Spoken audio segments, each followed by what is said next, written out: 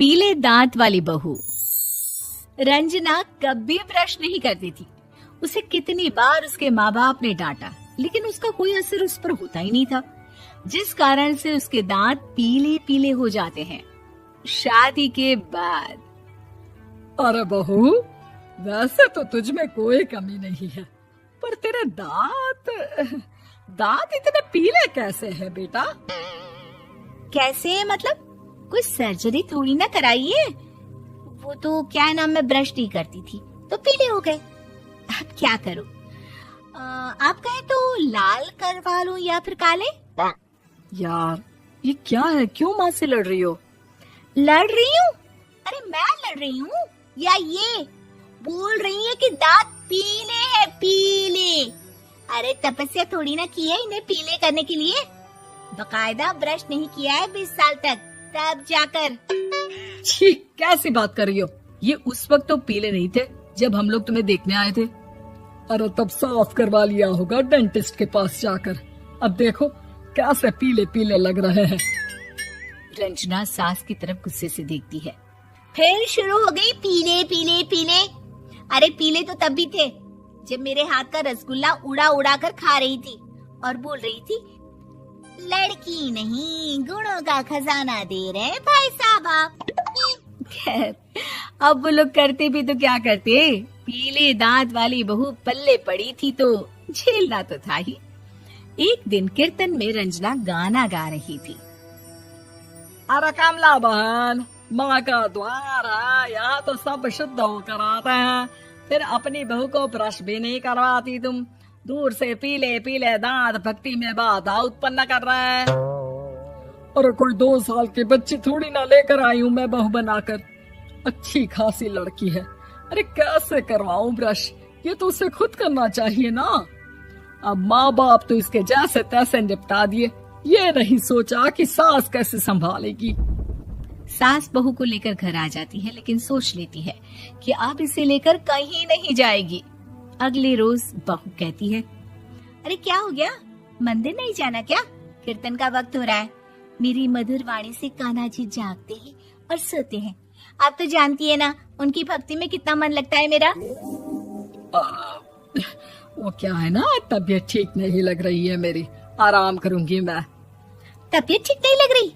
अभी तो मिथुन के गाने पर नाच रही थी आप, और अब बोल रही है कि तबीयत ठीक नहीं लग रही। अरे भक्ति में मन लगा लो सासू माँ, ऊपर जाना है, क्या मुंह दिखाओगी आप? हाँ? सास को बहू की बात पर गुस्सा आ जाता है। मैं क्या मुंह दिखाऊंगी, इसकी चिंता तो ना कर, समझी? अपने मुंह की चिंता कर, जो ये पीले पीले दांत लेकर हर जगह पहुंच जाती है। पता है लोग कितना मजाक बनाते हैं। ना जी ना, मैं नहीं जाना कहीं तेरे साथ। तो ये बात है। कोई ना, मत जाओ, मैं अपने कमरे में ही बैठकर भक्ति कर लूंगी। ऊपर वाला दांत थोड़ी ना देखता है, मन देखता है, भावना देखता है। और अरे बस बस, तू सब कुछ दिखा, बस ये सफेद चमकदार दांत ना दिखाना किसी को, है? जा यहाँ से।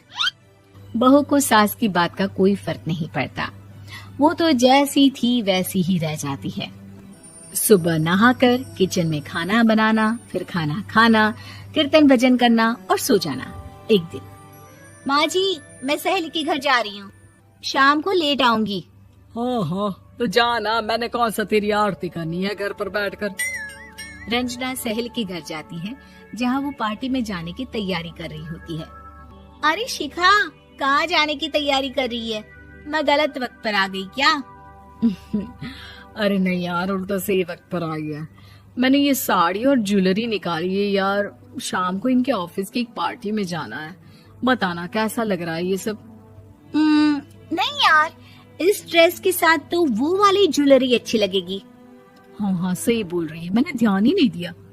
वैसे तो हमेशा से मस्त फैशन सेंस रखती है। तो बड़ा जाती होगी ना पति के साथ पार्टी में। रंजना कुछ नहीं बोलती, बस सोचती है कि यार काश ये बात सही हो जाती, पर मैं क्यों नहीं जाती पार्टी में? क्या इन लोगों की कोई पार्टी होती नहीं होगी? रंजना घर आती है और रात में पति से सवाल करती है, एक बात बताइए, आप मुझे किसी पार्टी में क्यों नहीं ले जाते? क्या आपकी यहाँ ऑफिस में पार्टी नहीं होती?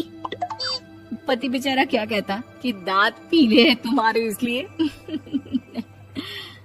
अरे कोई पार्टी होती नहीं हम लोगों के ऑफिस में, तो कहाँ से लेकर जाऊं?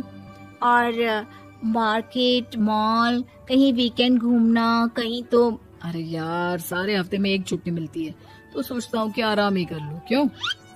रंजना मन मार के रह जाती है।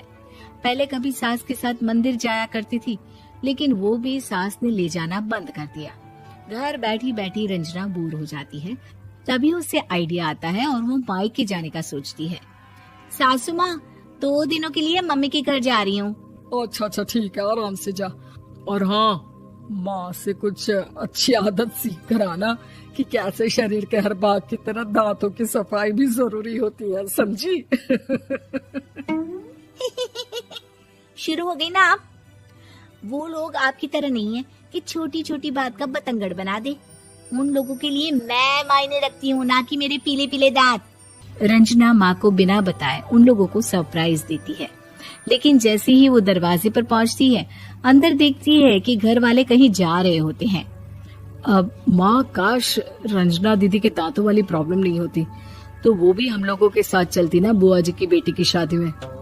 हाँ बेटा, लेकिन अब उसे कौन समझाए कि उसको उसके पीले दांत नहीं दिखते, लेकिन उसके आसपास के लोगों को कितना एम्बैरेसिंग फील कराते हैं। मुझे तो कितनी बार उसके स्कूल की टीचर ने शिकायत की कि उसके साथ कोई लड़की बैठना भी नहीं चाहती, और ना ही कॉलेज में कोई उससे बात करना चाहता था। लेकिन पता नहीं क्यों उसे ये बात समझ में ही नहीं आती। कोई कमी नहीं है उस लड़की में, बस यही कि दांत पीले हैं। वो तो भला हो जीजा जी और उनकी माँ का, जो दीदी को जैसी है वैसे ही रखा हुआ है। रंजना को अपने घर वालों की बात सुनकर बहुत दुख होता है। वो सोचती है कि वो क्या करे, लेकिन फिर वो सीधा डेंटिस्ट के पास जाती है, अपने दांत चमकाती है और कसम खाती है कि वो रोज ब्रश करेगी। अरे क्या हो गया? तुम तो 2 दिनों के लिए गई थी ना, पर कोई ना, अच्छा है, चलो आ गई तो। रंजना सास के सामने आकर खड़ी हो जाती है और पूरी स्माइल करती है, उसके चमकदार दांतों को दिखाती हुई। हैं? चले मंदिर। माँ, मुझे माफ कर दीजिए, मैंने आप लोगों को बहुत एम्बैरेसिंग फील करवाया। मैं आज से रोज ब्रश करूंगी।